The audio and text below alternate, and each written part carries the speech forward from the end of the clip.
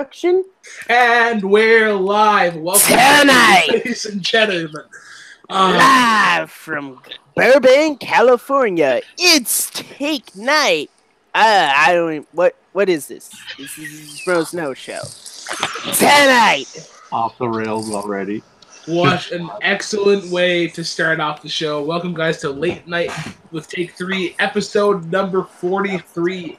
I am your host, the Black Lantern, Brooklyn Vale, on a glorious Thursday night. It is a great day. It is the beginning of the NFL season as we have the Atlanta Falcons taking on the Philadelphia Eagles in an NFC showdown.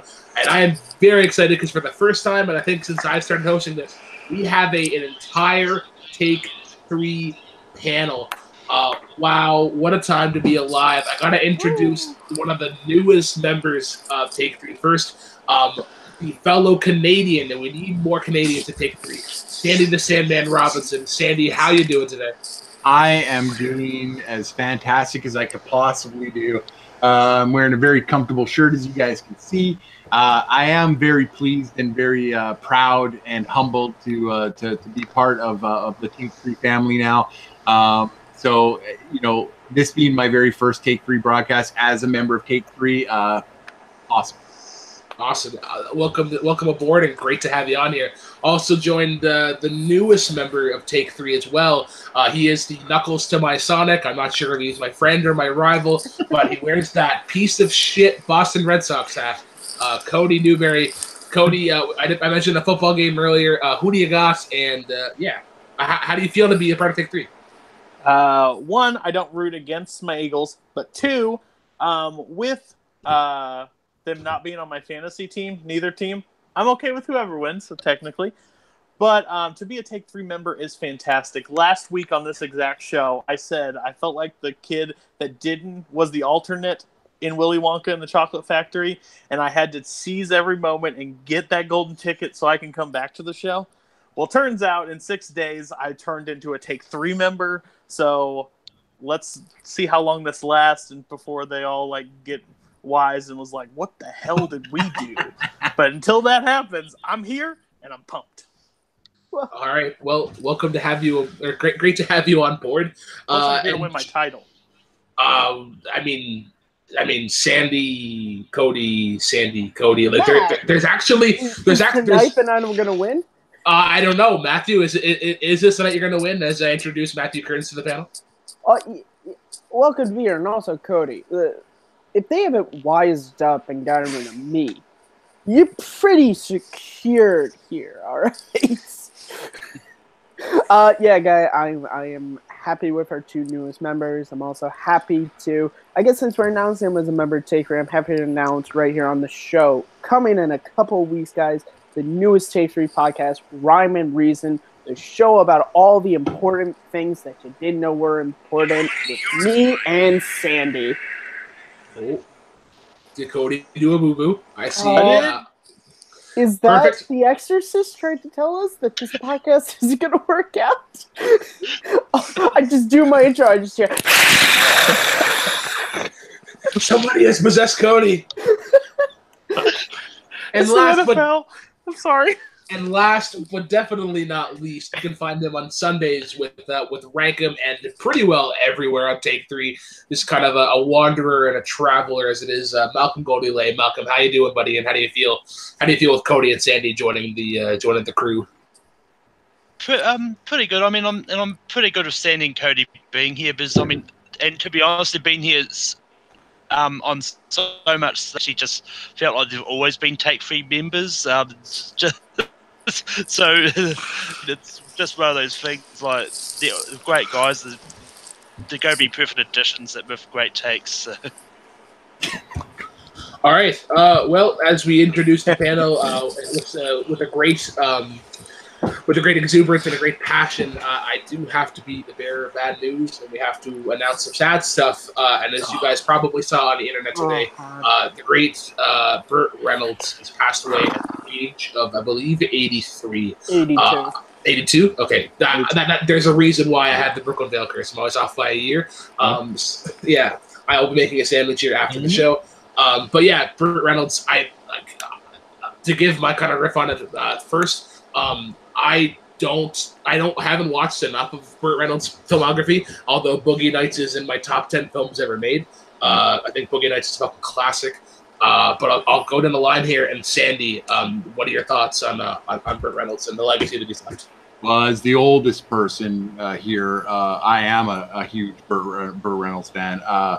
It started for me with Smokey and the Bandit. I mean, Smokey and the Bandit, and that was what I was introduced by through my dad. My dad had already been watching, Burt Reynolds, with some of the stuff that he was in earlier than that.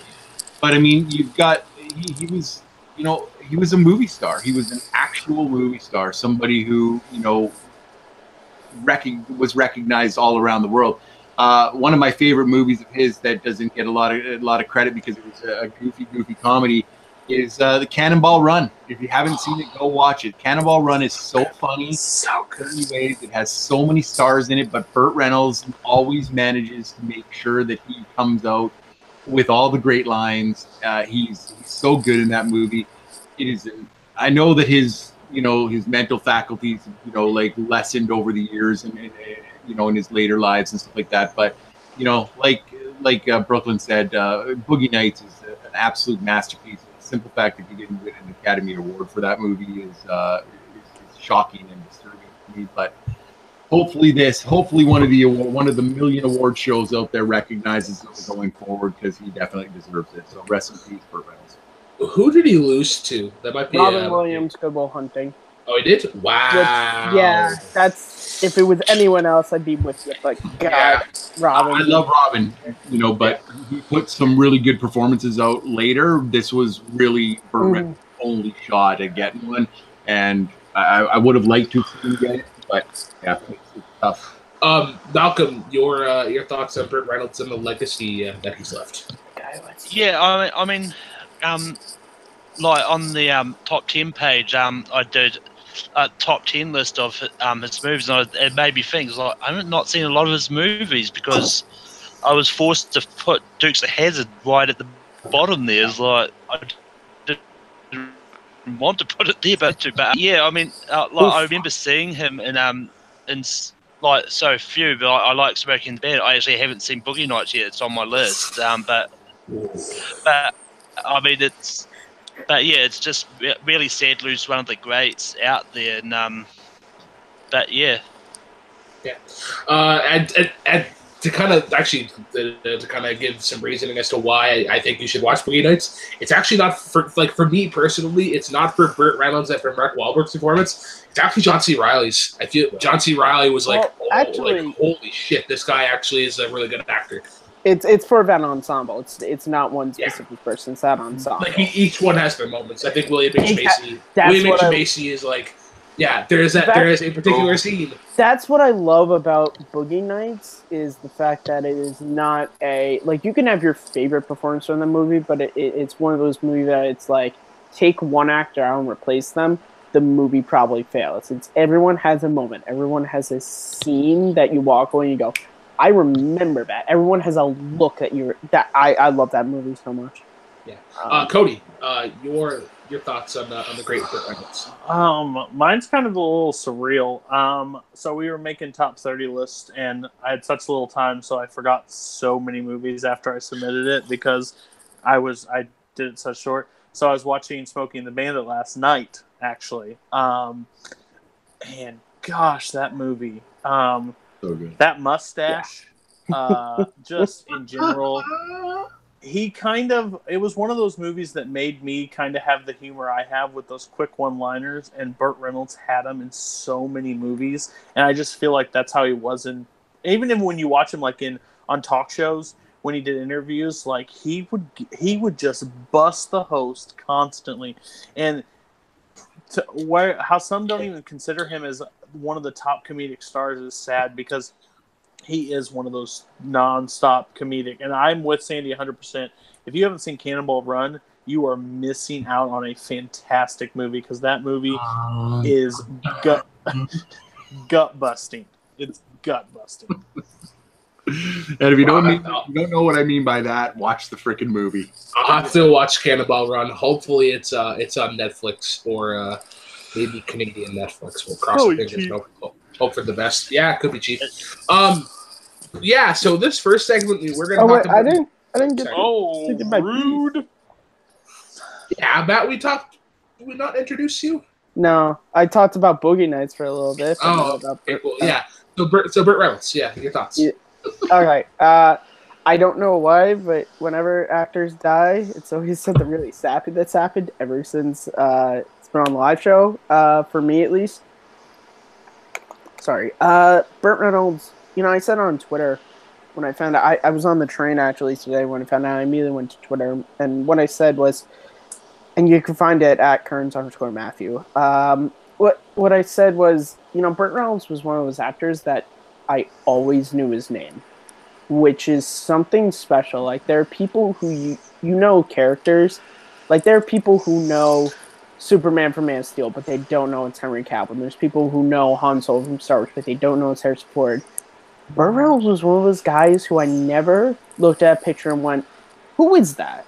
It was always, there was just something about him. And think about his filmography. Like, Boogie Nights is probably my favorite role of his.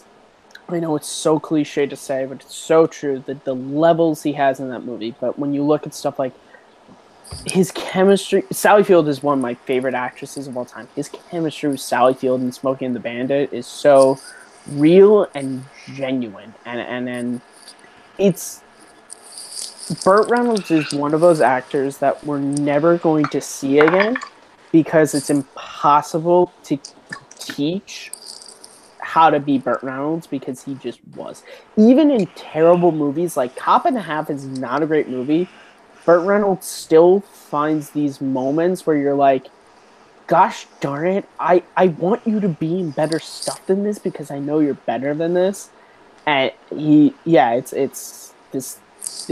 it sucks that we lost him. But he's leaving behind such an amazing legacy. That's for sure. Yeah. Sorry, Malcolm, you have something there. Jonathan Peck actually brought up in the chat. He was actually supposed to be in Quentin Tarantino's Once Upon in Hollywood with Kurt Russell. And nothing. Yeah. And he was supposed to be filming a couple weeks later. Apparently, I thought he'd filmed stuff, but yeah. That's interesting. That's very, very big shoes to fill. I guess this is kind of a great discussion question. Who do you, for someone of Burt Reynolds' charisma, who do you put in his place, or like who is someone that could replace Burt Reynolds? It's difficult to say since we don't know why Tarantino cast. Like, you know what I'm saying? Like, it'll be interesting when the movie comes out to see, like, because I'm sure they'll say like, oh, he was supposed to Burt Reynolds was supposed to play this character, but the fact that we don't know a description of the character and everything. I mean, of course, just to be the jackass in the panel, say Christopher Plummer would be great. I think he loves replacing actors, but like I just said, McConaughey. It's impossible to replace that charisma. And here's the thing with McConaughey: if you're casting Burt Reynolds, who's 82. There's a reason why you're casting an older actor like that. McConaughey's not at the age yet. And honestly, I can't. Like, here's the thing. I would say someone like Bruce Willis, but he doesn't give a shit enough. If he gave a shit enough of as an actor like he should, I would probably say him, but he just doesn't. So I can't. I actually think of another bald actor before Bruce Willis. It's kind of out of left field, but maybe not so much because I think he packs so much charisma in a lot of performances that he has, and it's just a very good character actor. J.K. Simmons. I think J.K. Simmons packs. Is he gonna be pissed? I mean, you have to. He's pissed all the time. Every time. Exactly, but that's what makes him so great. Like, I agree. You think about J. Jonah Jameson. Whiplash is number 4 or number 5 by all-time favorite movies. I love that film as a musician and as somebody. Yeah, that's so important. Yeah, to a quick little ramble here. The reason why I love Whiplash so much is because as a musician and as somebody who was in band, it took elements of that, and then it also took elements of actually kitchen life, and how, like, I had previous bosses, and I've heard horror stories of what chefs and like executive chefs can do. That transpired into J.K. Simmons' character, and it struck me to a T. Love that movie. Wait. So I'm sorry to say this over, but I absolutely. just hopped on Twitter because I got a notification, and the cast of Jackie Brown popped up, and I just realized Michael freaking Keaton. For Burt Reynolds? No. I mean, no. not for Burt Reynolds, but I'm saying Michael Keaton in Quentin Tarantino movie. I want to see that. Like, this is the issue. Is it's like we don't know what the character was gonna be. Right. I just think Keaton's way too intense. Burt had a subtlety to him with his delivery, and like Keaton, let's get nuts. I don't see it, but no, I think that's true. Keaton's a fantastic older actor that has turned it around in his rose back to. But he's got an intensity that I don't think can be matched. I think Keaton's. This is kind of a hot take, but Keaton's is a rubber face away from being Jim Carrey. Like, you think about how much intensity each actor puts into their performance, but what? I think Keaton's just a rubber face away from being Jim Carrey. You think Why about don't Jim you go Carrey. break another glass? How disrespectful! It's not. Jim Carrey's one of the greatest comedic actors ever. You think about if we're gonna shit on Jim Carrey, you gotta talk about the great year that he had in 1994. What? Congratulations! No one's shitting on Jim What Carrey. have you done for me lately? I'm telling you right now. I think he's comedic gold, but his physical comedy is what normally sold all his stuff.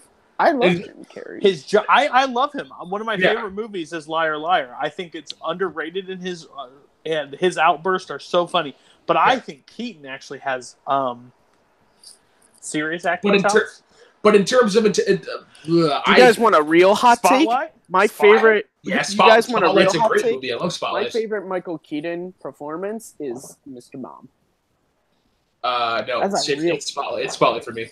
Me and Coho got into a battle that Mr. Incredible is just playing Michael Keaton and Mr. Mom in Incredibles 2. He is an Incredible. Really? I'm sorry, because he thinks Craig T. Nelson is the best acting performance of this year right now of everybody else. Has he listened Incredibles 2? And Chris Clark wants to throw him on the Oscars thing. He's got some wacky choices. What movie Caleb think that he should be nominated for? Incredibles 2. Best Craig T. actor? Nelson Incredibles 2 is the best male acting performance lead this entire year. Okay, I'm sorry. I'm the guy who went on an Oscar show last year on this channel and said that Boss Baby should win Best Animated Picture just because it's the only anime movie I saw.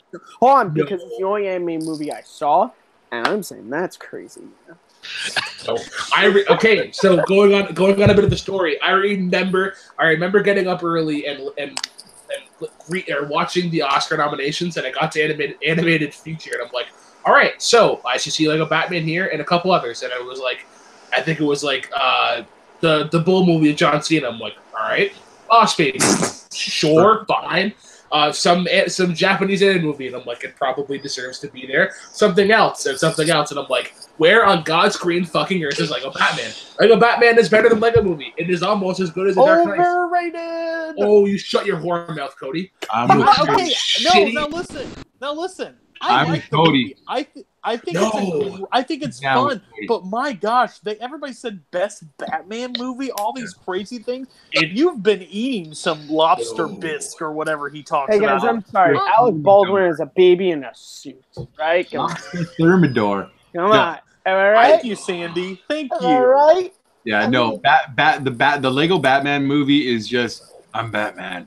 Don't touch that. No, I'm Batman. Put some. I think Zach Galifianakis is a joke throughout the whole movie. I don't take anything serious at all. And I think that Batman was the worst part of the Lego movie. So if they could have taken Batman right out of the Lego movie, I'd have been fine with it. So Sandy, I have a great story about Lego Batman. Sandy. I'm that Canadian, right? I love Sandy. That Canadian. See, I haven't seen Lego Batman, sir. But you know what I have seen?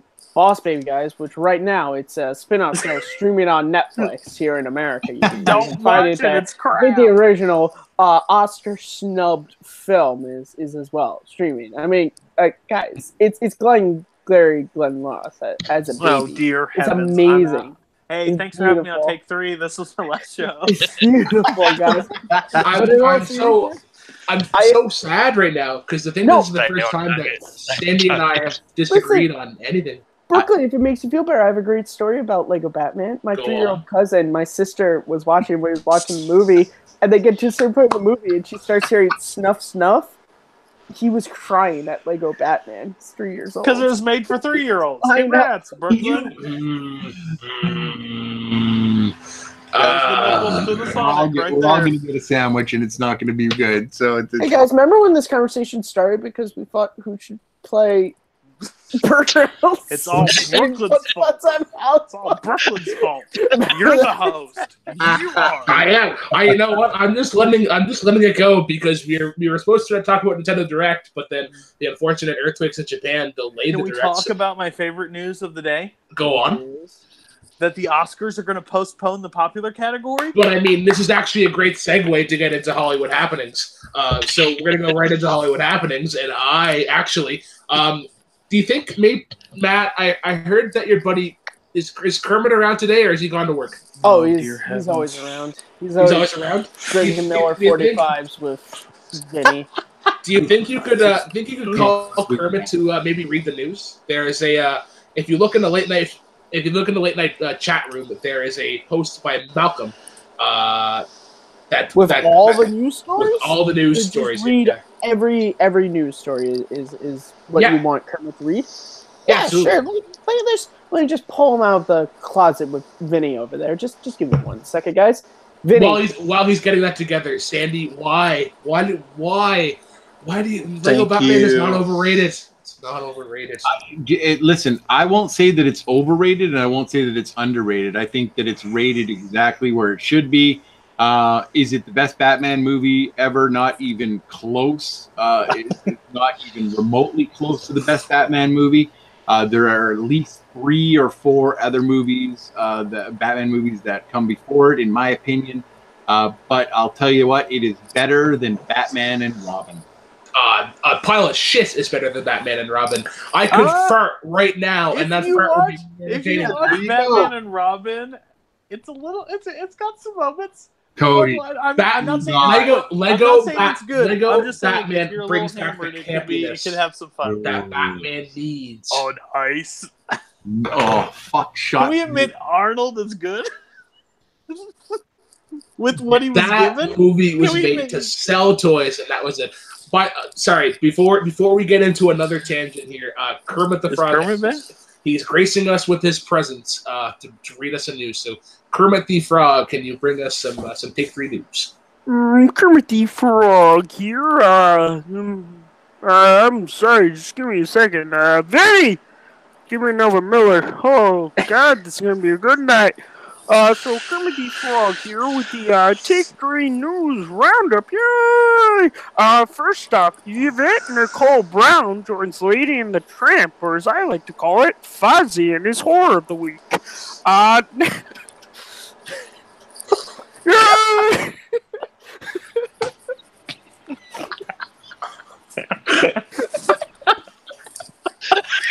We may have broken Cody.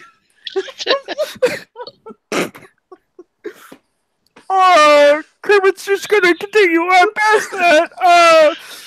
Next, the lady from Tommy Wiseau's production of The Room, her pictures of Marvel came out last week, and my deal with Disney fell out. Thanks a lot, ABC. Yay! What? Anna and the Apocalypse trailer dropped, and by the way, guys, yep, still unemployed after the Muppets failed on ABC. Woo! Kermit the Frog saying that Burt Reynolds was a god amongst men, even though he refused to come on the Muppet Show. And finally, Kermit the Frog here saying, "Thank God, the popular movie category is dead! Yay!" All right, get back in the closet with Vinny, you crazy drunk Muppet. Fuzzy in his neck 4.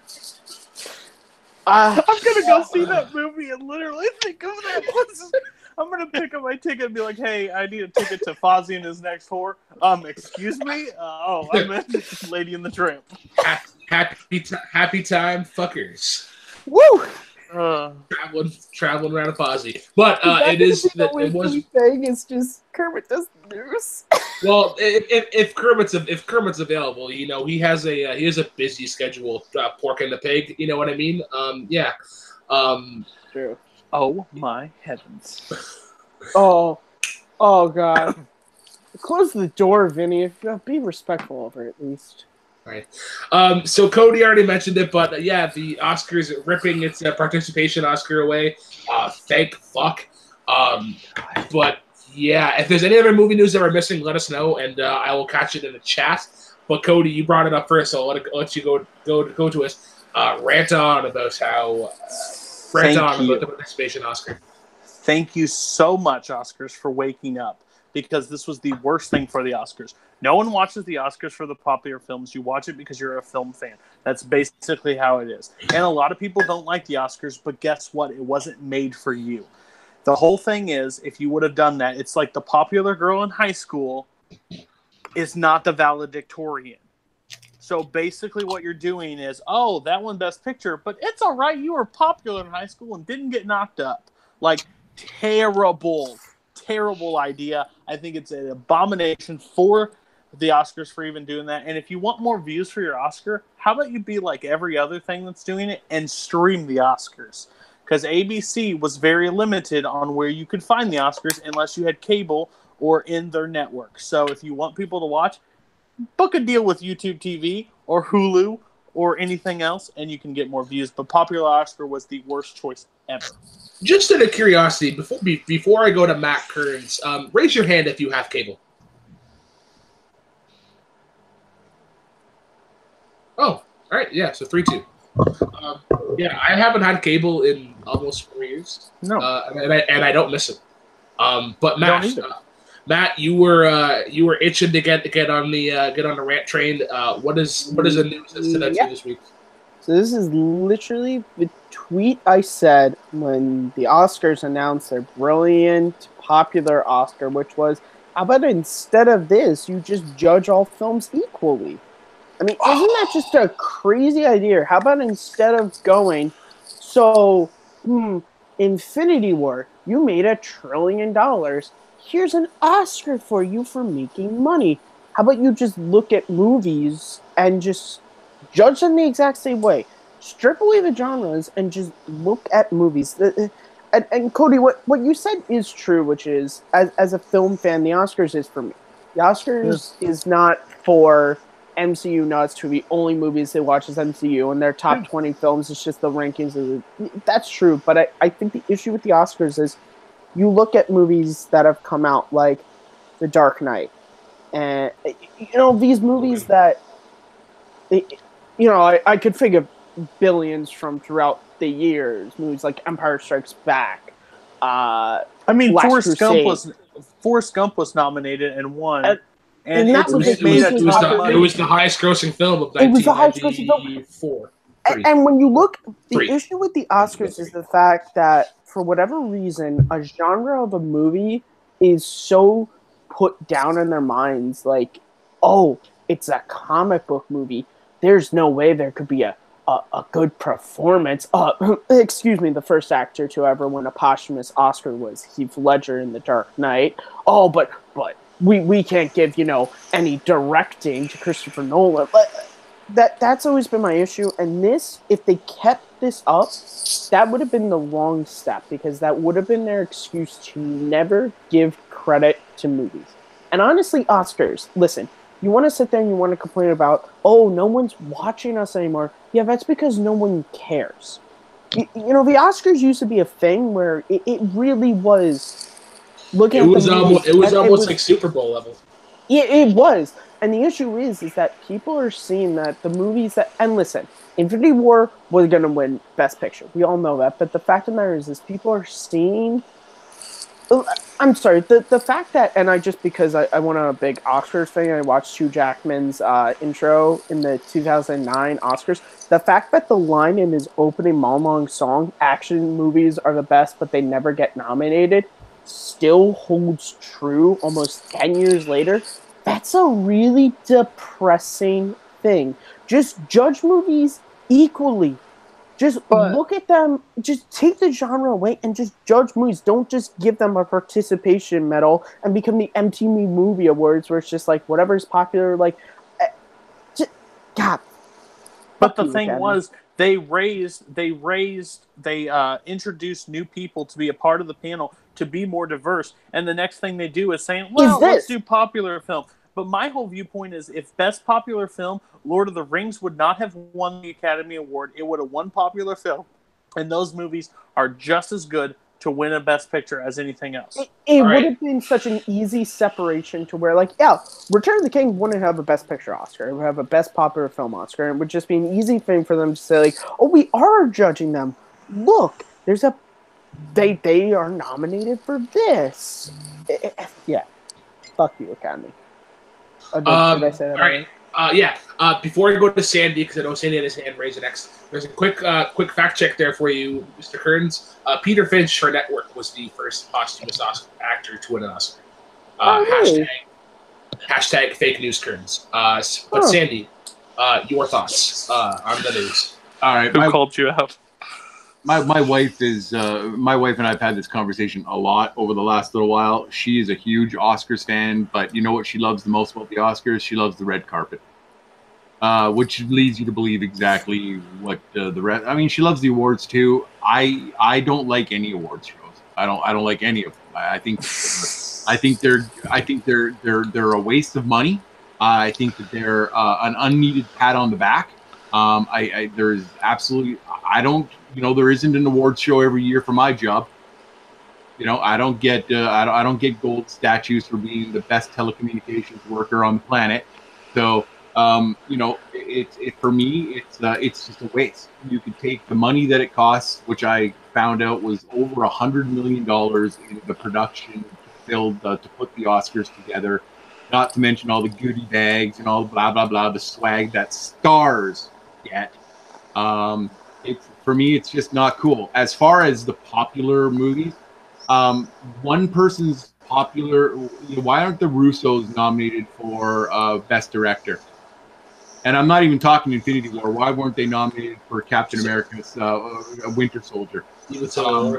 Yeah, but why? Why was their form of art different than or worse than Guillermo del Toro's art in the Shape of Water or Moonlight or Forrest Gump? Or because Chris Evans there is no difference. The best superhero costume. The best picture should win, regardless of whether or not it's a popular movie or not a popular movie. Everybody's criteria should be done, and the problem is that the Oscars, the Academy, is being voted by people 50 and above. Not anymore. Not as much anymore, but they have tried to change it. But that's why the viewership has gone down because it was like sports writers voting on who should win hockey awards or baseball awards or any of those kind of things. Why are old sports writers why are they nominating who it is? The Hart Trophy is one of the best trophies in all of existence because it's voted on by the players for a player. Sorry, I have to say something here. Cody, that is the award for the NHL MVP. That's kind of a big thing up here. I wasn't sure if you're aware. Why would sports writers vote for the Cy Young winner when it's the players who face the pitchers? Exactly. Players. I 100% agree with that. So that's what I'm saying, is that it shouldn't matter what your movie grossed at the box office. It should matter what kind of technical achievement it was. Was it good? But I feel that there are too many people still voting at the Oscars that are still afraid of special effects, and they go, "Oh, special effects, no, not me." Yeah, because Andy Serkis should have won in 2001 for for Fellowship of the Ring, and should have also won for Rise of the Planet of the Apes. War of the Planet. Or no, sorry, Dawn of the Planet of the I'm Apes. sorry. Can we just go through like all these movies that we can think of? Forrest Gump, Braveheart, Gladiator, Lord of the Rings, like all these popular movies that won Best Picture that would not have gotten even the nomination maybe had this Oscar existed back then. I think that I think they should scrap it. I'm with all of you guys. They should scrap it and they should rethink and reprioritize to the Academy voters what Best Picture, Best Actor, Best Director should be, and then the films that deserve it will actually get it. And when you start righting the ship instead of it being so far to one side, when you start getting it more to the middle, more people will start watching because it means more to them. And so those are my 2 points, but I don't watch them anymore. So. I'm gonna go to Malcolm next. He has been very patiently waiting to voice his opinion. So Malcolm, I'm sure Oscar, but was there any other news? I'll just touch on this a little bit. I do think that, while I am glad they got rid of it, I do think if the popular movie Oscar category was there, some movies may have still been nominated for Best Picture as well, because with the animation one, there's still that a little bit of crossover as well. So, I don't think it'll completely negate movies from being in Best Picture, but yeah, that's all I'm going to say on that. But for me, I'm actually curious about this Anna and the Apocalypse movie, because I watched the trailer twice. It's like, what the hell am I watching? Because it's kind of a zombie Halloween Christmas movie musical. What the hell? Yeah, it is a Christmas horror musical, which is just bizarre. If you haven't seen the trailer, watch it for how bizarre it actually is. But yeah, sounds like something Kearns will love. Yeah, it's weird. I'm sorry. What was this? I'm sorry. What was it? No, I legitimately didn't hear it. Pretty much a zombie Christmas musical. Why would I love that? I don't know. Russell in it? So like Nightmare Before Christmas on crack. I think it has Kurt. Oh, now when you say it like that. And the other one, which Kuba actually didn't read out, was Gemma Arterton has been cast as Dusty Springfield in a biopic. So, excuse me, are you trying to say that I failed at a job or something? What are you, EBC? Well, you don't have a job. You did miss a news title, and this will be affected in your performance review at the end of the year. So please keep that in mind. Yeah. Oh, damn it! And actually, the last thing I just thought about the popular Oscar, don't give me started. ABC will be pretty much biased about it, because if you look at the top 5 movies in the box office this year, at least 4 of them are Disney-owned properties. So, hell yeah, they are.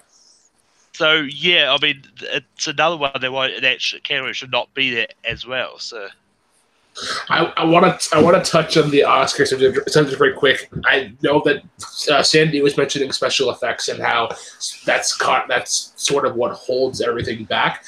I think what needs to happen, or what should have already happened, is that you look at films that are close but not quite, which is animated films. Animated films are still ones that are nominated for Best Picture but have yet to win. I think there are 2 contenders that should have won.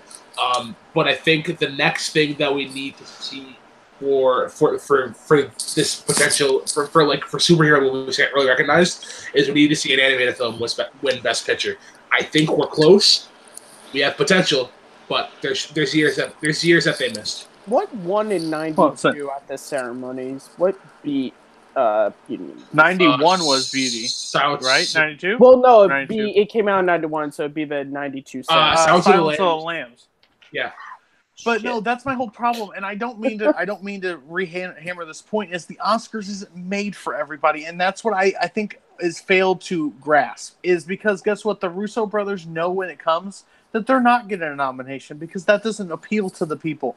And yes, guess what? Suicide Squad won is an Academy Award for the film. It's not the end-all be-all, but it is the people that watch them enjoy them for the reasons of the Oscars. I sit there and watch 3 hours, and I take a ballot. I vote for the things. I watch every movie that try to, at least the top ones. I don't get to documentaries and stuff, but I try to watch everything because that's what I enjoy. Yes, do I like those other things? But like the best thing MTV Movie Awards did, they came out and knew exactly what they were from the start. We are the come drunk as you are, blah blah blah. Have fun watching your movie, best kiss, all this stuff. The Oscars is the independents, the artier movies, and sometimes those things break ground, like Get Out and Toy Story 3 gets nominated and stuff like that. I just feel like the whole Oscar hate, because I understand that's my whole viewpoint. It's not made for everybody, and you can make a film that is Oscar worthy in their eyes, because if you don't look at Lord of the Rings in general, I'm sorry, my dad hates those movies. Because he thinks they're just walking films. They walk and walk and walk and walk and drop a piece of jewelry in fire. Like, he hates it. Robert but like, Parkinson's coming after you. They're in my top Top 10. They're all in my top 15. I love those movies. But my dad's that way. The Oscars were never about independent films. They were big studio blockbuster. No, I disagree with that, because the film festivals were about the Cannes film. Right, but films were so limited back then. Now we have over how many released a year? You have to pick and choose. I bet you I will go and find out, Cody. I will go and find out, because we've been watching a lot of Turner Classic movies, and some actresses and actors were doing 5 to 6 movies a year. In the golden age of Hollywood, they were pumping out films so fast that you couldn't. I don't think it's even close to what today is. I'll find out. You could be right, and if you're right, I will absolutely bow down. Right, but I doubt it. Because E.T. was in theaters forever. It just didn't have anything. There wasn't that many releases. I think so. You had to go with whatever. To get a little bit back on track, I think what Cody is saying is a good point, which is, yeah, the Oscars isn't for everyone.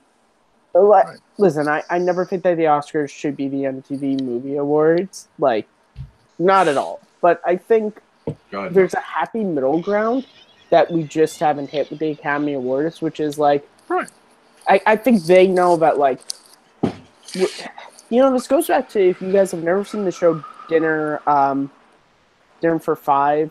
It's Jon Favreau's old IFC show. It's amazing. You can find all the episodes on YouTube pretty much. There's a great thing when Ben Affleck is on, and he's talking to him about when he won the Oscars. And he's talking about the Oscars and, like, how some people were annoyed that they were annoyed that him and Damon won. And he said, the thing is like, so many people look at the Oscars as the answer to the test. Like, I thought this was the best movie. Oh, I guess it was wrong. He's like, it's just opinion.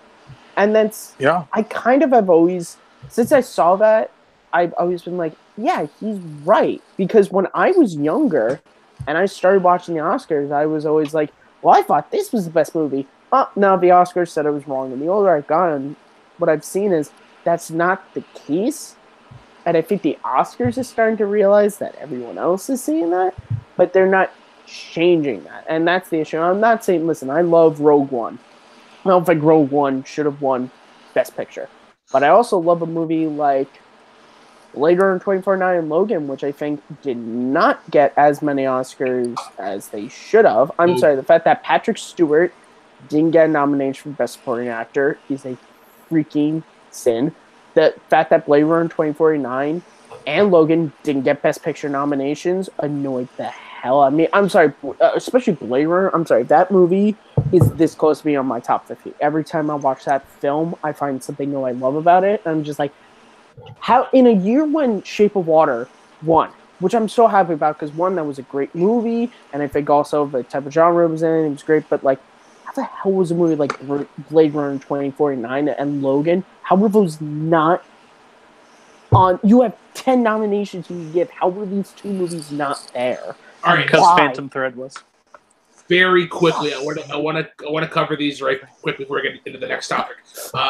Jonathan Peck wants us to, like, I can't really talk about anything, but I'll say it. Like the TIFF, the Toronto International Film Festival, is starting to screen Oscar contenders like Beautiful Boy, First Man, Star Is Born, Widows, The Old Man and the Gun, and Roma and Halloween. But the thing that I was surprised to talk about is this First Man flag controversy. I know nothing about it. Does anybody here know? I don't. I haven't seen the trailer for it. It was I mean, something. I don't really do. care. But I do know about it. That the whole controversy is that they didn't show the flag on the. They didn't show the American flag, and a woman like didn't see the movie, but like ranted that it's a terrible, disrespectful thing to America and blah blah blah. But there is a glimpse of the flag, so it's a constant. It's a thing of a person being exactly. I'm sorry. Let's just let But Tommy Lee Jones on from The Collider Fugitive Live- explain everyone's reaction to this woman. I don't care. The best thing is that it was on Collider Live, and they talked about it, and Buzz Aldrin punches a person Yeah, that I talks was about him about not to getting on the moon. say that. And that is the best moment. I've even watched it a couple times. He's like, just admit you didn't land on the moon. Admit you weren't on the moon. And he just gives him a good right hook right to the face. I'm sorry, can I just say, speaking as a kid who, when I was younger, wanted to legit be an astronaut and only stopped when he realized he sucked at math and science, which are really important things, Buzz Aldrin and Neil Armstrong are like personal heroes of mine for what they did. So why don't you TMZ people leave Buzz Aldrin alone with your conspiracy theories and go back to burn your there's Nike a lot shoes? of people that have weird opinions. So, like, they think that they didn't land on the moon. Well, congratulations, guy. Leave the man alone. You're an idiot. leave that to Alex Jones in the InfoWars podcast about. Probably thinks the Earth is flat too. Okay, continue. All right, so let's get right into the next topic. And as maybe the music fans on the panel have heard this weekend, Eminem put out a new album, kind of unexpectedly, called Kamikaze. That got a ton of mixed to positive reviews, but he said "fuck you" to a lot of rappers, none of which were Caleb Coho, the mortal enemy of Cody Newberry. Caleb, why are you here? Why? Don't you have a fantasy football league to lose? I actually have fantasy football games to be watching right now. Downstairs, the Falcons and the Eagles are playing. But that got boring, so I figured why not crash the stream and talk about Eminem for a minute. Who? What does candy have to do with movies? Eminem, this rapper that used to be really, really good, and then he got off the drugs. Sorry, I only listen to Queen and John. Yeah, because I music, guess nobody ever listened to rap. Not gonna help me. No, it's just been looked over, I guess. No, here's the thing about Eminem, though. The thing about Eminem is he was fantastic, and then when he put out Relapse, it was clear he didn't have it. He made Recovery, which was a good album, and Marshall Mathers, which is a little mixed, the second one, and Rap God was a perfect note for him to go out on because he is good when it comes to lyricism and speed, and he still has it in him. But his biggest issue now with Kamikaze and with Revival before is he has no idea what he wants to be. His biggest issue is he in the album has this dueling idea of, I don't care what the critics say about me, screw all you. But at the same time, in the next song, he'll say, why don't you guys respect me? I'm Eminem. Why don't you respect me? And it's like, because you can't make up your mind. You simultaneously want everyone to love you and everyone to hate you. Wait. I know Eminem. He sang Ninja Rap in Teenage Mutant Ninja Turtles 2. Close. You're very close. Cool as Ice? No, wait, that was Vanilla Ice. Yeah. No, Vanilla Ice. That's Eminem's dad. But Kamikaze simultaneously is him basically just saying every rap name and saying something about the rap name to make him more relevant in headlines because he put out a mediocre album last year. And this MGK beef is stupid. He called out NF, who roasted him way better before. And also, he roasts Kendrick 6 times on this album. Roasts Kendrick. And the thing is, Kendrick Lamar is the biggest name in rap. Eminem is using Kendrick Lamar's name because he knows it'll get headlines, and Eminem gets headlines anyway. But the thing is, he doesn't know what he wants, and he just he does. The whole album. He uses the whole album to try and make his name listen. bigger. No, because You know guess who what? else does that? You know, hold on, Cody. I'll let you go right after a second. I'm just going to make this point. You know who else does that? And she may be the most popular person on the flipping planet when it comes to music is Taylor Swift. Taylor Swift uses every single album she's ever put out to hack on somebody she's dated or somebody she's having a Twitter with or someone else. And Listen, and she sells a billion albums every single time, and her quality hasn't done. So you may not like the fact that he's calling out Lamar or any of these people. The difference is that Taylor Swift is not calling out anyone by name. She's not using names because she's using her pure songwriting talent to get ahead. Meanwhile, Eminem has to put in someone else's name in his song so he can get a headline. Doesn't want to get called out herself, and Eminem just has the balls to do it. Caleb. NF roasted him way better. Caleb. Yeah, what do you got, Cody? Guess what? It's the same guy that's come out and made a ton of albums and has the success on dissing people and running their names down. He can say whatever he wants in whatever his songs. It doesn't matter. People are buying it and talking about him. It's a complete political thing. He doesn't care what the reviews get because guess what? Deep down inside, he honestly doesn't care. But that's been his game since the very beginning. He literally releases his album. When people dislike it, he'll rap about it and tell you about it. I think Rap God was one of the stupidest songs in the history of the universe when I used to listen to Eminem because that was just blah, blah, blah, blah, blah, blah. Congratulations. That's all you said. I'm just saying the entire beef between Machine Gun Kelly and him is a political move to get them both names out there. Yes, why wouldn't you bring up Kendrick? If he's the biggest name right now in rapping, you have to because that's Eminem's because he game. needs It's relevance. been his game since the game. You don't need relevancy. It's the same thing when Elton John drops an album next month. People are going to buy it because they're a fan of him. Same thing with Eminem. He's been around enough. He has a cult following. He is one of the biggest rappers in the game. Regardless if you like his stuff, they still go to it. I don't care if his skill level's not there anymore. This is about money. And if you think that he really cares what you or even any of the other people say, you're wrong. It's a political move to get more money. That's basically it. Eminem is the guy who was the star quarterback in high school and never let it go once he got out of high school. That's all Eminem is. Incorrect. Now. He's hit pros. No, you're ridiculous on that thing. He hasn't. No, he hasn't. You can't say he hasn't. He has made one good album since he released his greatest hits album. Oh, really? One good, two mediocre, and two bad. Guess what? If he was that bad, guess what? When Machine Gun Kelly released that diss track, everybody went, "Oh no, you exactly with the wrong person." Because guess what? He's a fan. People like him. He is good. He just doesn't fill into co-host thing because NFL's not that great either. He doesn't fit in my thing. He doesn't fit in my thing because he doesn't rap about Mr. anything. Coho, if I may get my you show invited back, him on. If I may get my show back, please. But yeah, I think to kind of echo the statements of Cody is that Eminem, much like Ryan Stiles is and Who's Us Anyway, does their best work when they're pissed off. I think he was pissed off and he just put out the worst album of the year. Kamikaze is trash. Kamikaze does not have one song on it that matches anything from any album he made before. Okay, this is actually a great time. So we're going to have this discussion to talk about the greatest artists of the 2000s, but I think this is actually a good time to get right into the debate. But before we do that, we have some work to do. We have to unify the championship because right now Cody is our interim champion and Sandy is our technical reigning official champion. So we have to unify this belt. That's some BS on some killer stairs, everybody. They'll murder kids at Hogwarts. So can I ask you a question, Brooklyn? I have an answer.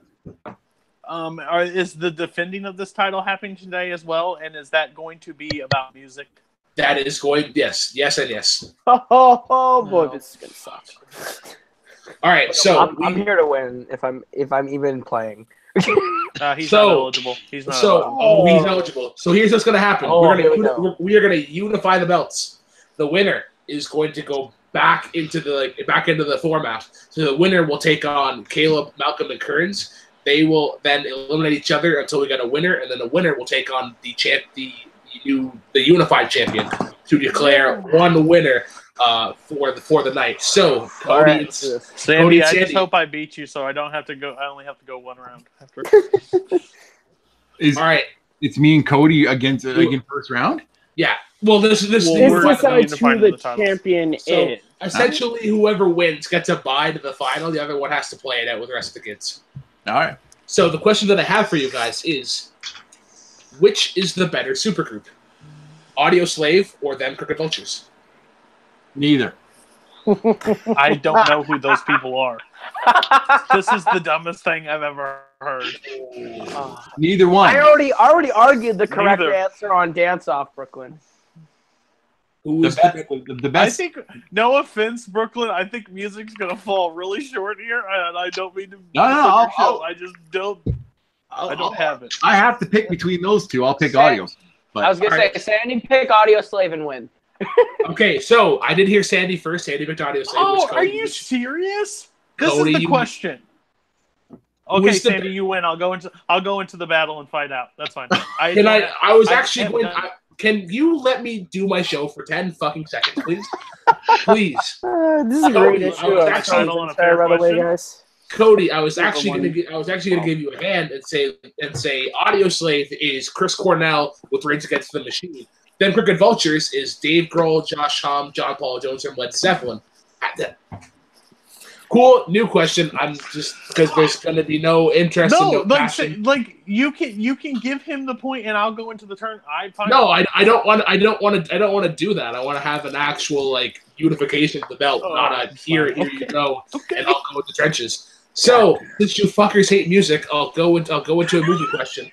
Hey, who said we hate music? I'm just saying that I just think that the best supergroup is not. I think the best supergroup is not either one of those two.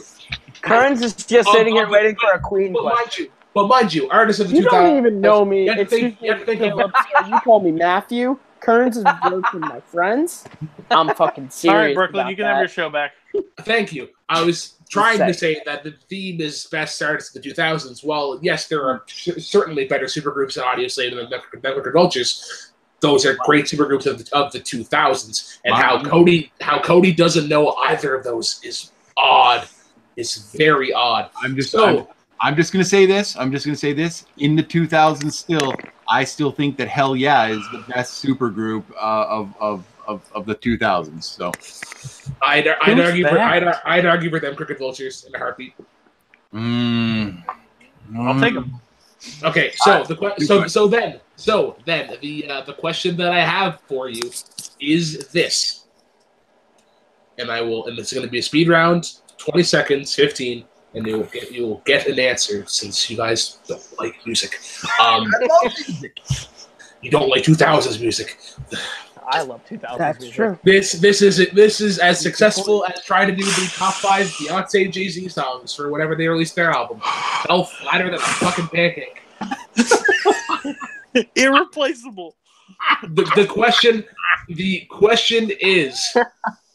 question is, other than Burt Reynolds, who had the best performance in Boogie Nights? Mark. Oh, God. So I heard Mark Wahlberg from Sandy.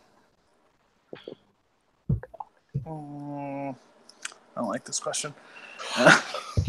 This is hard. No, it's something against it. I wanted Mark Wahlberg. It's fine. Give me a second.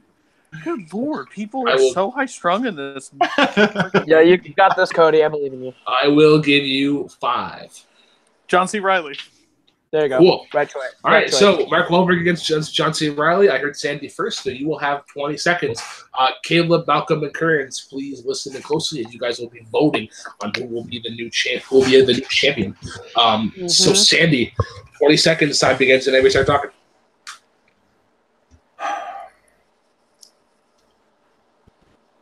Okay, Mark Wahlberg is obviously the best, the best performance in this movie because of where he goes from the beginning of the movie to the end of the movie. He starts out as this naive kind of kid, just washing dishes, and he's got a special thing that nobody knows about.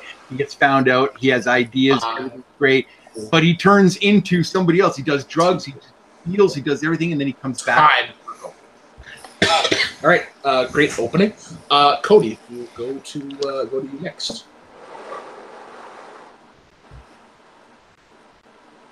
I don't think Mark Wahlberg is at the top of his acting performance in this movie. He's the pretty boy of the screen. I think John C. Reilly actually has heart and emotion in this character that shows his acting ability from start to finish in this film.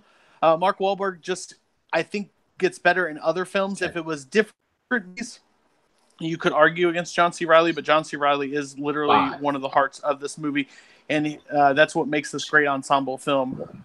Wahlberg is just abs. All right, you heard it here first. Mark Wahlberg is abs. 15-second rebuttal from Sandy. Time begins whenever you start talking. Yeah, so abs had nothing to do with Mark Wahlberg's performance. It all had to do with his dick. You barely see his abs throughout the whole movie. And John C. Reilly, as much as that particular portion of his movie was good, it was just very limited in what it was. And his life was just one. That's it. Time. All right. That's my favorite quote of the night. All right, Cody. It can be about his dick all you want. That shows how great John C. Reilly is. He showed up in just a little bit of the film and was able to stand out as being one of the top performers. Wahlberg is okay, but he, again, just plays himself and Wabs and a dick. So, whatever. 5. Oh, yeah, John C. Reilly in that little screen time. Heart, character, passion, iconic. Well, all right, that's it. Well, interesting. Some other choices from the chat. Don Cheadle, William H. Macy, also great choices. Julianne Moore. I think Alfred Molina stole everything that he was in. Philip Seymour Hoffman is also great. Julianne Moore. That's what it said. So many possibilities. It was a large cast. I want to go to Malcolm Godillet, who has been a quiet, patient. He has been a great participant, not intruding, not shitting on the discussion this week. So, Malcolm, who had the better argument? This was tough. It was really close. I'm gonna say Cody by just a hair. You're dead. Because like it was pretty much point to counterpoint. They're both sort of I think it was just really close and really hard to call. So Cody by just a hair. I don't think Malcolm's vote should count because I don't know if he actually knows what he's voting for on this particular question. Oh, that's me. He is basing his vote on the arguments provided. Malcolm's favorite movie. Thank you. Malcolm's favorite movie is movie 43. Does his vote count? The fuck cares? Everybody has their own opinion. Back off, I love the I love you, Malcolm. I love you, Malcolm. That's my boy. I love you, Malcolm. Don't worry. Caleb, you don't have to beat the dead horse. Everybody loves shitty movies. Mr. I know. Kearns, I get it. Mr. You put Kearns. Elizabeth Olsen in Civil War, just saying. Brooklyn is going to snap in a second. Yes. Okay, I'm sorry. Okay. Tilt mode is almost activated here. Mr. Kearns, who the thing. provided... These arguments were not very argumentative. And this is coming from someone who kind of sucks at doing it on the show, but I think I'll get better. I'm just giving it to Sandy just for the line. He's not abs, it's his dick. Line of the night. Because it's true. All right. It's not right there. Okay. Mr. Coho. Yeah. Yeah, this was tough. I think Cody gave the better argument to me because he did bring a lot about John C. Reilly's performance and tore down Sandy's choice of Mark Wahlberg pretty well. Whereas I don't think I heard enough from Sandy about why John C. Reilly was a worse performance than Mark Wahlberg, so I got to go with Cody. All right, so that means that Cody is the unified Late Night with Take 3 mini speed round debate champion of the Worldwide Movie Games Network Association of America. Cody. Oh, that's what my title means? That's what my title Cody, very quickly, how do you feel? Fantastic. Sandy's probably seen Boogie Nights more recent than I have, but it's a great time. Sandy was good. I was just like, when he did the counter, I was just like, dang, he's not abs, he's a dick. That's a pretty good comeback. But I'm just happy to win, and I'm probably going to lose it to Sandy tonight, so I'm okay with that. All right, so let's get right into it. Sandy, you are now back into the ring. Cody, you get a bye to the finals. You will not be voting in this phase. So what we are going to do here is I choose Audio Slave. All right. So, somebody, Sandy, you will go first. Pick a number 1, 2, 3, or 4. I will pick 1. All right. Malcolm. 4. All right. Kearns. 3. All right. So that gives Mr. Coho with 2. So that means Sandy and Malcolm will actually be facing off, and Kearns and Coho will be facing off. Oh, beautiful. Oh, now I'm going to get you back now. All right. So since Sandy just lost, we'll give him a little bit of a breather here. We'll go to Kearns and Coho first. Let's do this. Ooh, that's like a title fight. Let's do this. Well, it depends on what that topic is, because if I don't know. See, I want to do a music one, but it gives You Coho probably a massive shouldn't. edge. No, I won't. I'll give you guys a movie one because Brooklyn, here's the thing. Just fill this panel with people who actually know music and do a debate there. Hey, we're all on take 3 now. It's supposed to be a Yeah, family, and I you're thought- dividing us. Yeah, you are dividing us. I'm being segregated because I love music. You are. I am not a second-class citizen because I love music more than I love movies. No, that's you not are the a reason why. fantastic You're man. I'm kidding. With a great hairline. Cody, Sandy, Malcolm Coho is all guests on Jukebox Trivia at some point. We need to talk some sense into currents here and why music is just as great as movies. But Can that be the debate? Can that be the debate? yeah, why is music better than movies? Okay, no. The question I actually have for you is, with the Best Popular Oscar not being a thing, what is the Academy Award should have? Well, you cut out. I didn't hear you. All right, sorry. The question I have is, what is the next Academy Award that they should add? Best ensemble stunts. Cast. Best stunts. I heard stunts from Coho. Yep. First, somebody correct me if I'm wrong. And then Correct. I'm not sure what exactly I heard from Kearns. He said ensemble. Best ensemble cast. As ensemble? Okay, that's actually really interesting. Stunt versus ensemble. So I heard Coho first, 20 seconds, time begins, and everything. Stunt work is such an intense area of film that it's an art form, really, in terms of how everything needs to be choreographed down to the minute. It's definitely something that deserves recognition at the Oscars because there's a lot of people that go unrecognized. Doing it really hard. Ensemble cast is a broader look at Best Actor when you can't make up your mind on who to nominate from a movie. It's a cop-out category where stunts recognized as an area of film that needs to be recognized. Time. All right, interesting opening. Matthew Kearns, time begins, and everything happens. A cop-out category, ensemble cast, should have already been an Oscar. We just talked about Boogie Nights. There's so many movies that it's not one actor who leads it. It's the entire cast makes the movie. Or, fine, they were a part of it, but the ensemble cast can make or break a movie. That's why it should be honored as an Oscar, and I just prefer 2, 1. Pens down. Not pens down. This is trivia. 15-second rebuttal. 15-second rebuttal. Time begins, Mr. Coho, and then we start talking. Oh, whoa, we lost Matt, so we're gonna wait until he comes back. Okay. Wow. So the questions that I had for the music portion of this, but I'm gonna scrap those. The best Eminem song.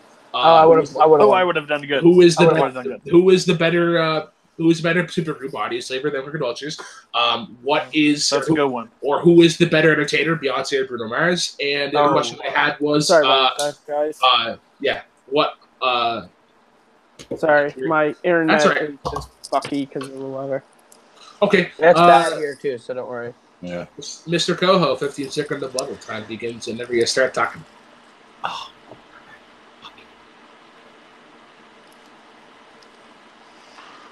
With an ensemble cast, sure, you recognize some films, but there's not a lot of films where it's really an ensemble-driven project. Stunt movies that are dependent on stunts come out every year, and it's an art form that has gone unrecognized for way too long. They definitely deserve it. It's a very methodical thing, whereas an ensemble performance is not as meticulous as a single actor. All right, very Coy-Jandro-esque impression there, getting in a lot of words. Mr. Kearns, 15 seconds, time begins, and never start talking. Best stunt work would be a pretty much next to impossible thing for the Academy to vote on. How do you judge stunts in Jurassic World Fallen Kingdom to stunts in Mission Impossible? Ensemble cast, it's very easy to judge, just like you do Best Actor, Best Actress. It's an Oscar that we should have and could have. One time. I'm really torn.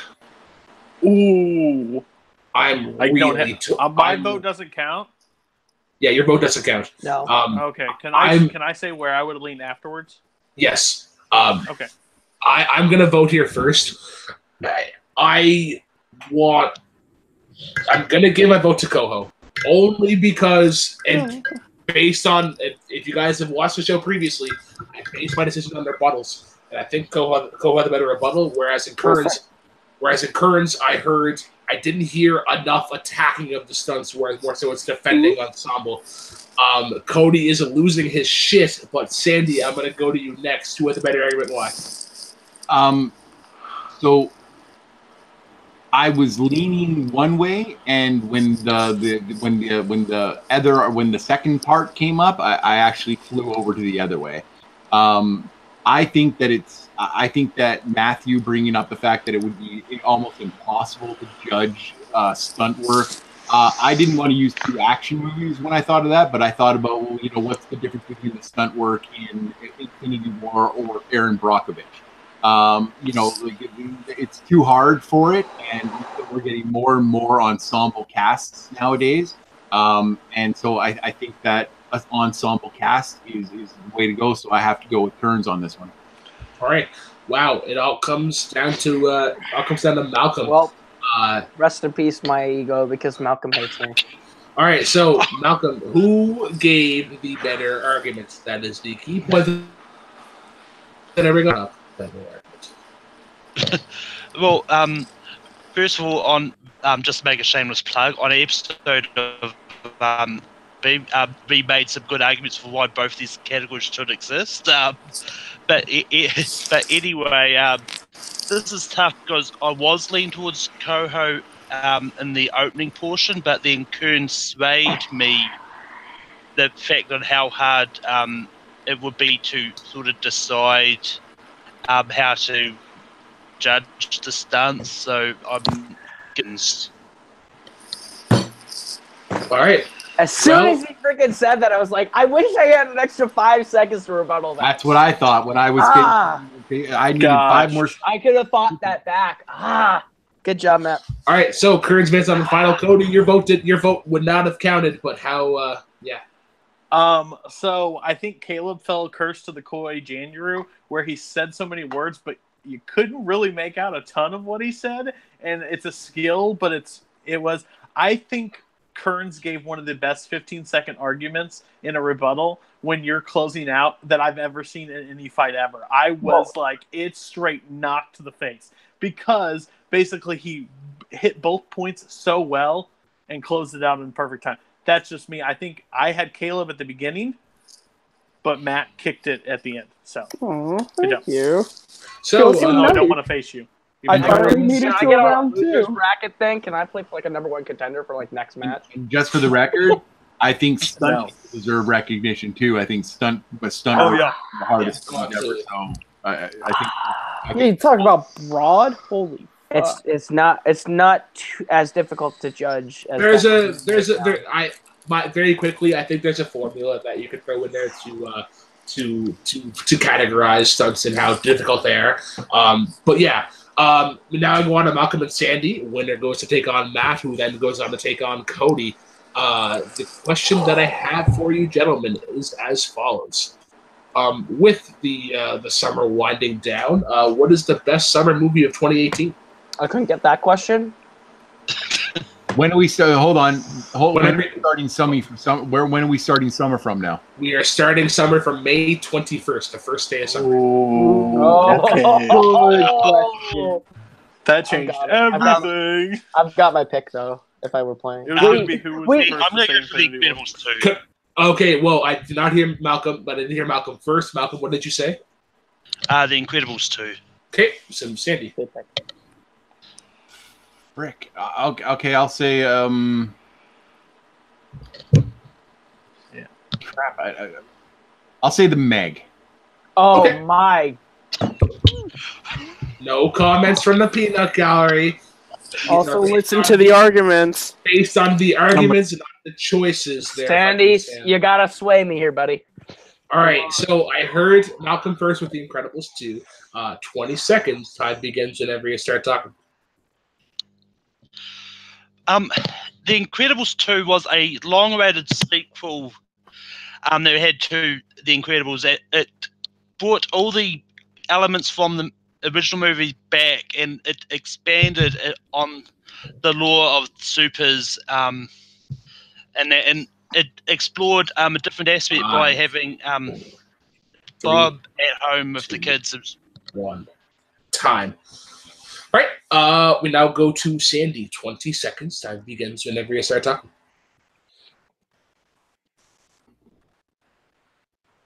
Okay, Malcolm didn't prove his point at all in his one, but I'm going to prove mine in mine. The Meg was not on anybody's radar. I've been reading the books for 10, 15 years. I love the movie. I love the books. The movie actually really did a good job of it. The commercial made it sound like it was goofy. The actual movie was serious at times, thrilling at times, but a really, really overall good popcorn movie with Jason Statham done. All right, a great opening by Sandy. Malcolm, you have a 15-second rebuttal. Time begins whenever you start talking. The Meg was really boring and flat and slow. I mean, I almost fell asleep in it. And with The Incredibles, it was fun, excitement all the time, and it developed Alaska's character a lot more than any of the characters were in the Meg. All right, Sandy, 15 seconds. Time begins whenever you start talking.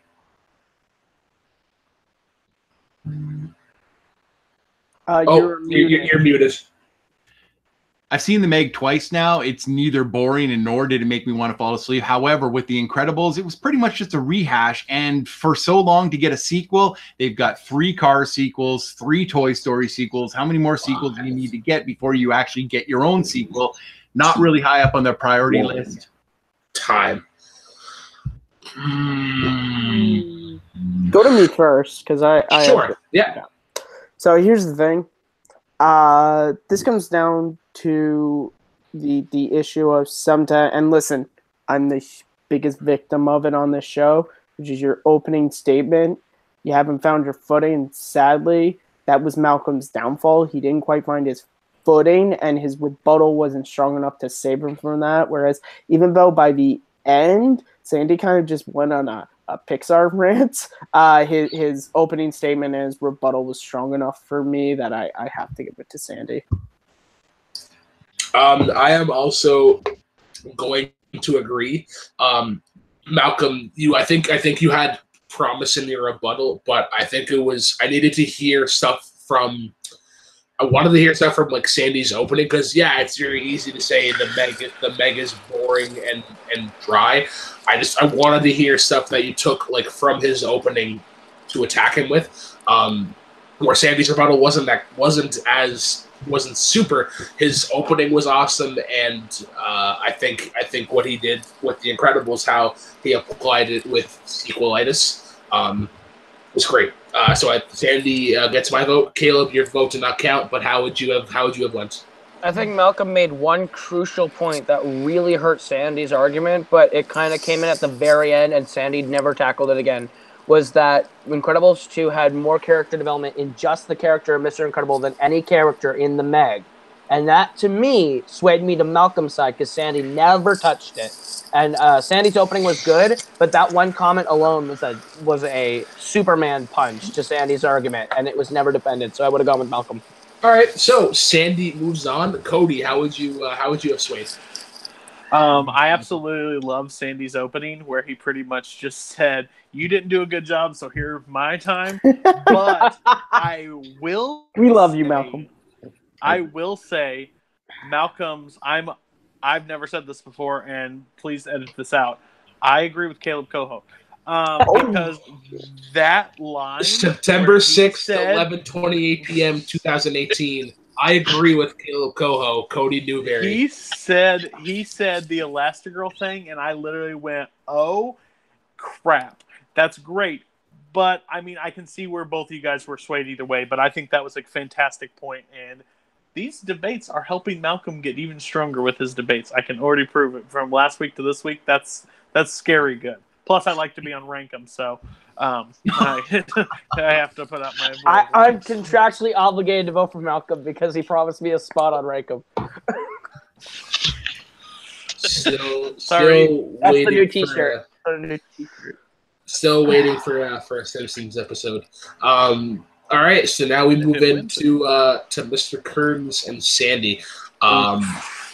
Winner takes on Cody.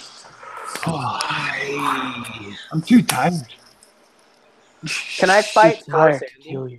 Okay, we were talking about this. We were talking about this, and I think this is a great topic of discussion. What? Brooklyn fell asleep. I've actually got one that combines music and movies. No, because then it gives Sandy the edge. I want to make it clean and fair. Because Matt's gone. I would love to go with a music one. Just Matt's been begging for it. Matt's been begging for it. I want to keep it fair because then ask him best Eminem song. Sorry, apologies. Or best 2000's artist. No, I want to keep it relevant. I want to keep it relevant to this year. Oh Lord. I should be saving Shazam! the end of the year. All right, so here's Shazam. Rhapsody. Oh. Sandy is tugging at my heartstrings with Bohemian Rhapsody. Listen to the argument. I am listening to the arguments. Shazam versus Bohemian Rhapsody. I did hear Kearns first. Time begins whenever you start talking. A trailer has to do a very simple job, which is getting you interested in something that you may not even know. Shazam did a very good job of people who don't know the character of Shazam or Captain Marvel, getting them into the world, understanding how it fits into the DCEU, and also getting them interested in the fact that this is going to be a different type of DC movie. It's going to be funnier, and it also showed off the effects are great, and the action is going to be a lot of fun, and it got people interested. Time. Finishing right at the dot. Nice, efficient work. 20 seconds to you, Sandy. Time begins whenever you start talking.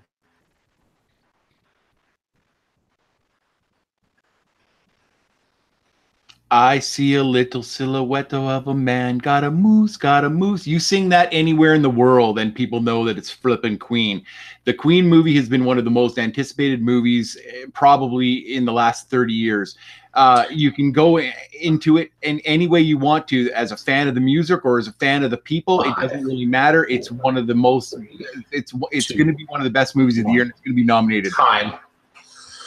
All right, let's get into the bread and butter, the rebuttals. 15 seconds, Mr. Kearns.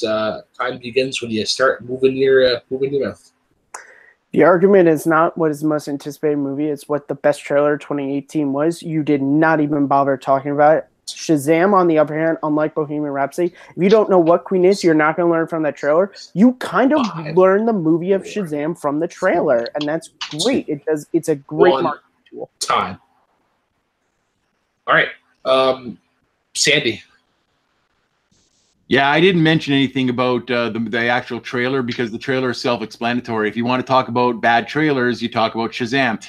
You got no indication of anybody who's the villain. You don't even know who he is and why he is who he is. You just know that he's a kid who cracks jokes and goes into a convenience store and rips stuff off, not directly for kids. That was a good fight, Sandy. That was a good fight. That was really I have one more I minute. love the Shazam trailer, by the way. That was really good. Like these last two questions could easily be like full on like 15-minute debate topics, but I had to change up my questions here because you fuckers don't want to debate music. I said audio slave. You did. I appreciate. Listen here, Brooklyn. I'm not going to take this anymore. I am being spoken to by the champion. I must keep my trap shut. I am now going to go to Malcolm first, actually. Malcolm, who gave the better argument? I mean, this was tough. I mean, So I think the Kearns had me like for the first part, but then in the rebuttals, like I was going both ways because Kearns brought up the point that it was not most based movie, and then Sandy fought back but yeah, I'm going to go with Kearns, but just slightly. All right, Kearns gets the vote. Coho, I'm going to go to you next. Who gave a better argument? Why? And are you playing with the Rubik's Cube? I know you're not. No, I'm playing with a Universal Studios Globe. Oh, cool. Yeah, I know, it's really dope. It's my favorite thing I got from Universal Studios. But besides that, let me put that over here so I can focus. Matt gave a really, really good 2 rounds, and I think the biggest hit that he had was when he tore down how you didn't even talk about your trailer and then elaborated on why his trailer was good. And then Sandy came back and ripped down his, tried to tear down the Shazam trailer. But the biggest thing that's hitting me is Sandy never talked up his trailer. He never did. I know he made the one throwaway line of the kind of throwaway line of I don't have to talk about my trailer because the movie is self-explanatory when you say the name. Okay, well, I need you to move if you want to come to bed. Matt gave the better argument. I'm going to go with Matt. I think Matt gave a better argument all the way around, and I can't believe I just voted against Sandy. I actually, this is the first I agree with Coho.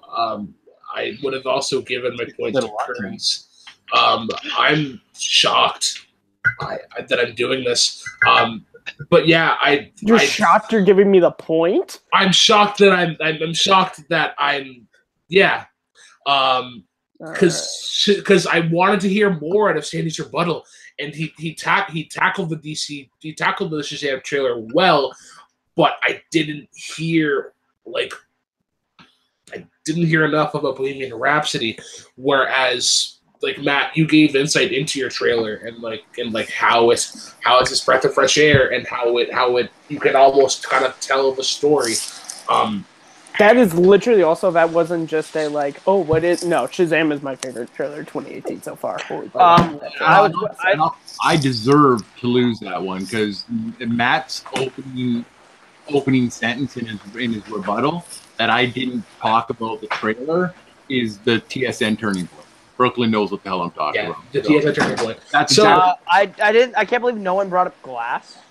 But okay, but it's a good trailer. But Glass is the great. DC fan in me loves Shazam, so I agree. Shazam is a better trailer, but all right. So Kearns versus Cody. I think this is not the first time Kearns has been in the championship circle.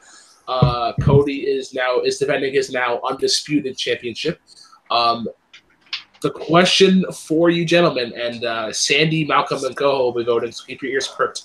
I am asking this anyway, so fuck you guys. Who is the most entertaining either artist or band of the 2000s?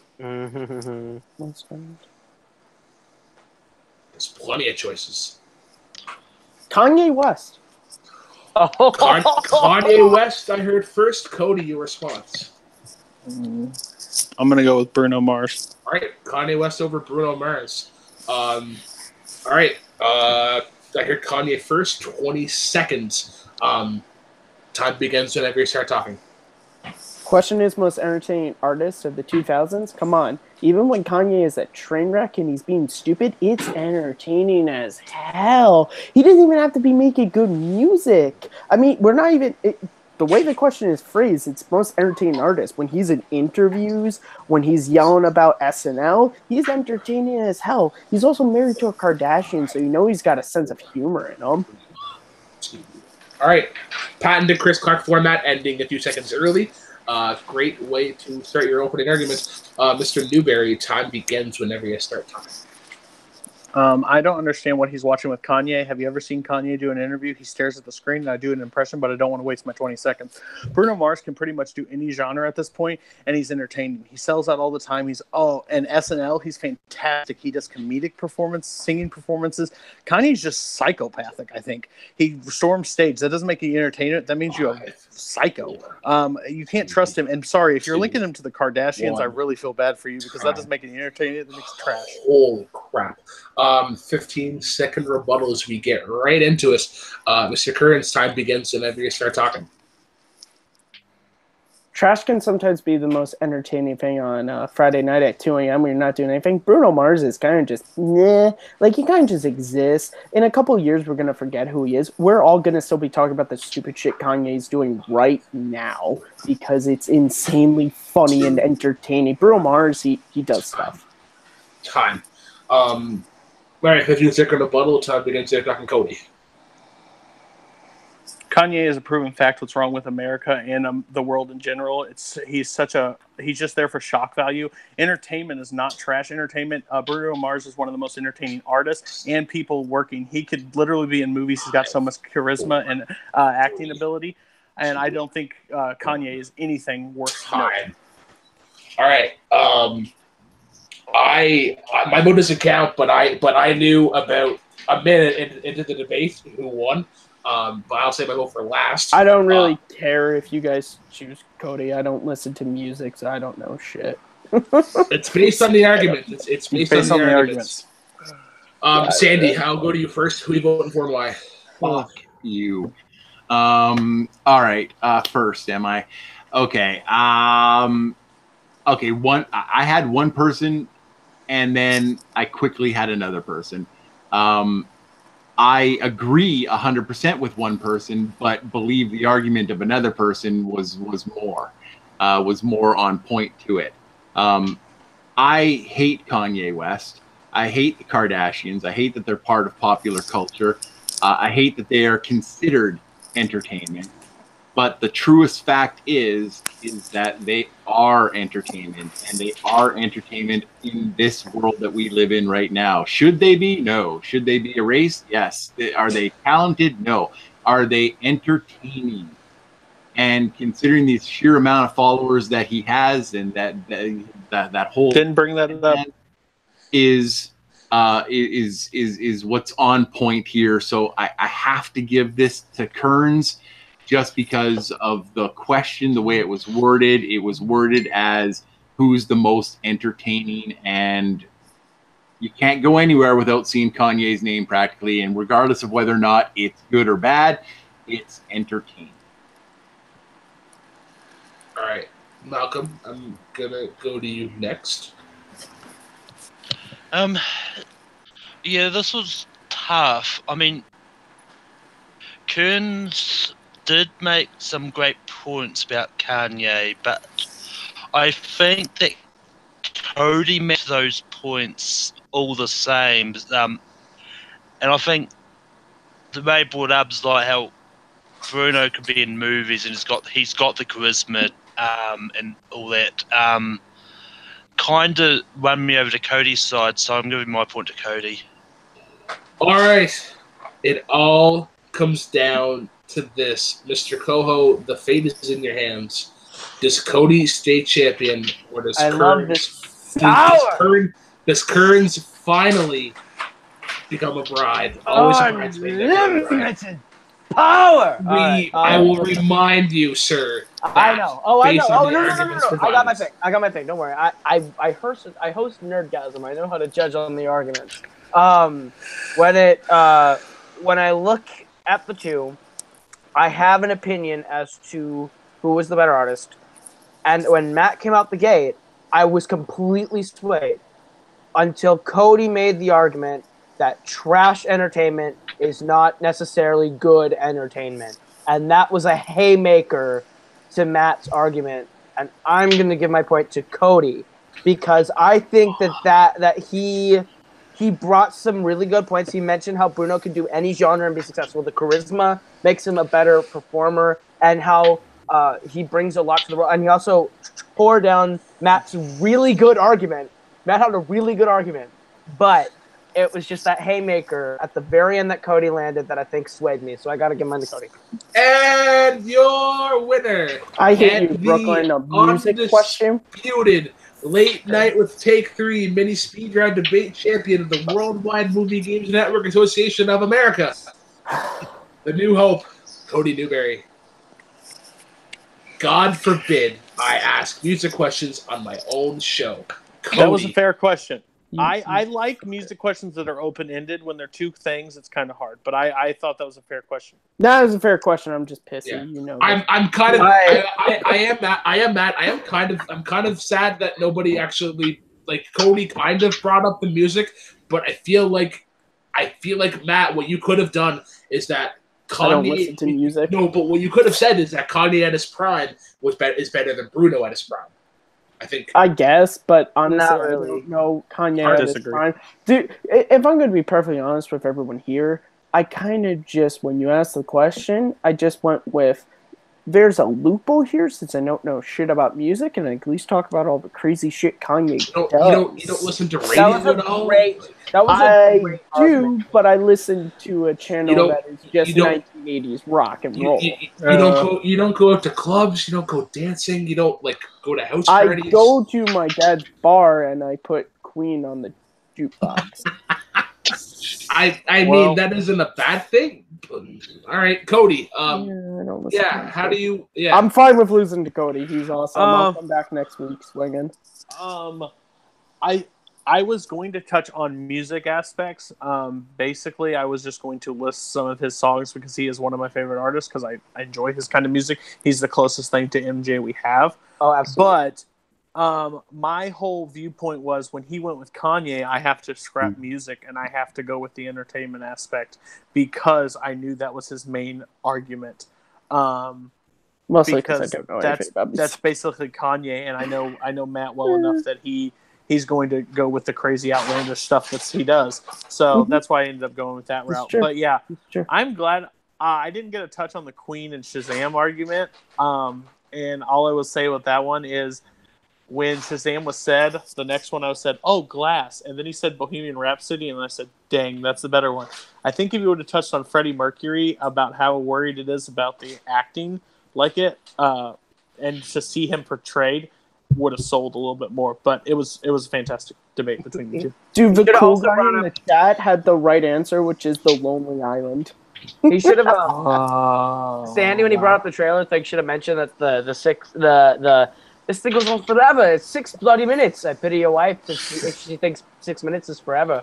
That was my favorite line from the trailer, and I love it. I'm still It's just- assuming that Brooklyn is just gonna keep me a bridesmaid forever. I'm not gonna. He didn't even have a say. Who would Yeah, you vote I'm for? kidding. I would have voted for Cody because I didn't hear, like, yes, I understand Matt's argument how bad entertainment is entertainment because, like, much like the Kardashians, they're awful, but like people keep them. Dude, People honestly, are like, to be honest, PSA to everyone here, don't watch the Kardashians. Don't support that stuff. I was just saying that because I don't know shit about Like, music. I honestly feel like this is not a fair thing for me to be on, and I don't mean that. I start personal arguments with everybody all the time just for fun.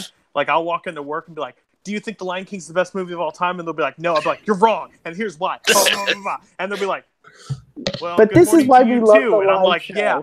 Yeah. Kuna Brooklyn Matata. has And I walk turned to us my desk. fighting about things we love I think- into an art form. like I want to go back to the Kardashians real quick because I think Joe Rogan explained it best. Like, if an alien were to put a gun to your head and be like, "Why are the Kardashians the most popular thing on the planet?"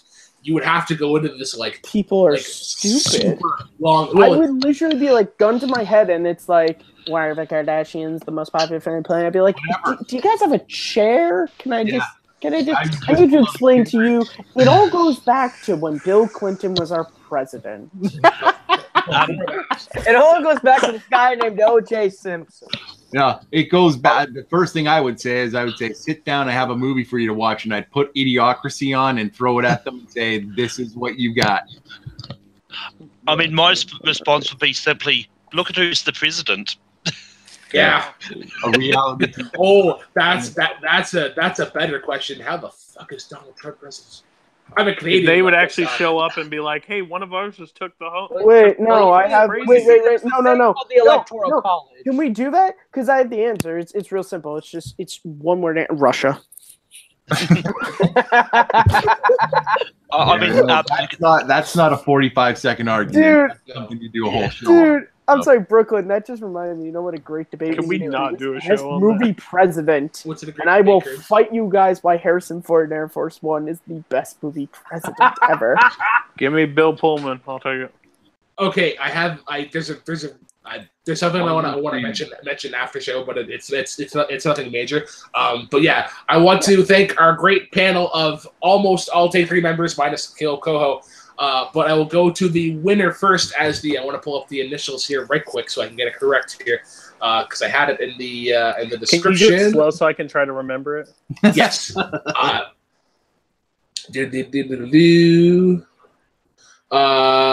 the Smoking Skulls. Oh, Championship. I'm gonna mail it to you. Are you gonna do this every week? I hope so. Absolutely. This is pretty well the panel that we have. Yeah, here's what happened. I was champion, went down sick one week. Cody came and swooped in, took the championship, beat my ass 15 times tonight to keep the championship. And so that's pretty much how it happened. Oh, and I want to come back and take it because I think I can beat Cody. Brooklyn had me as a bridesmaids for like 4 episodes as well. I wasn't talking about the championship. I was talking about the title that he's speaking about. I hope so. Okay, so I can't. I'm gonna walk into work tomorrow and be like, "Do you know what I am? You're not."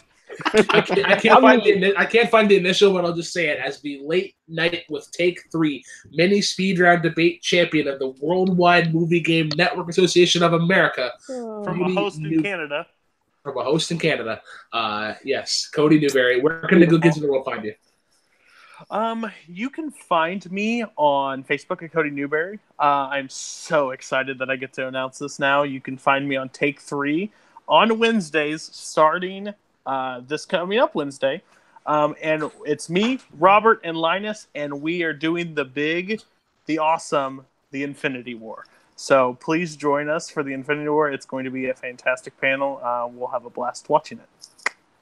All right, to the unfortunate loser today and the longest-serving Take 3 member on panel, Matthew Kearns. Where can the cool kids of the world find you? Thank you, Brooklyn. I love being on this show whenever I'm here. As always, you guys can find me at Kearns_Matthew on Twitter, MattMovies611 on YouTube, and right here hosting Second Look and new podcast, Rhyme and Reason with Sandy Robinson. Speak of the devil, and he shall appear. Stated Sandman Robinson, the newest member of Take 3. Where can the cool kids of the world find you? Oh, you guys can always find me anywhere Full Metal Media. You can find me at Worldwide Movie Games, playing, hosting, and matches. Full Metal Media hosting, playing matches. Full Metal Geek. Next match will be on the 21st of September.